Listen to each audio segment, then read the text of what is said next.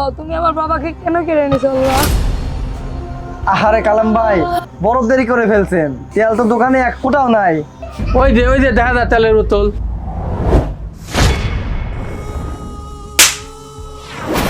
এই তেলের বোতল এখান থেকে সহজটাই কিস জন্য মানুষ দেখলে কি বলবে যে আমরা তেল মজুত করি। মালিক মালিক আপনার পায়ে পড়ি মালিক, আমার এই কাজ থেকে বের করে দিয়েন না। আমার আব্বু কই? তুমি বলো আমার আব্বুর সঙ্গে কি হয়েছে? না বলা, তুই আমার দোকান বন্ধ করছিস। আজ দেখ তোর অবস্থা। রাশাদকে ভালো মতো বুঝাই দিন, নাহলে কিন্তু তোর খবর খারাপ হয়ে যাবে। যুদ্ধের বাজারে তেলের দাম অনেক আকাশে উঠবে। আপনার দোকান আজকে থেকে বন্ধ।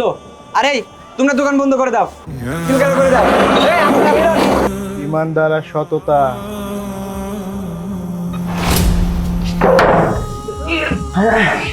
সততা, তোর সততা আর মিষ্টা আজকে জীবন মিলে। আহা, তুমি এরকম করতেছো কেন? আপনার ছেলে গতকালকে বাজার থেকে 1 লাখ টাকা ঘুষ নিয়েছে। মিথ্যা কথা, সব মিথ্যা কথা। আমার ছেলে এরকম করতেই পারে না, আপনারা মিথ্যা বলতেছেন। মাবুদ, খারাপ মানুষের বিচার তো আমরা করতে পারলাম না। তুমি তো সব জানো, তুমি তো শ্রেষ্ঠ বিচারক, তুমি এর বিচার করো মাবুদ। কিরে ফকিনির বাচ্চা, তুই আমার এই এসিয়ালা দোকানে ঢুকে পড়ছিস। তুমি কষ্ট পেও না, তোমার স্বপ্ন আমি পূরণ করতেছি, চলো।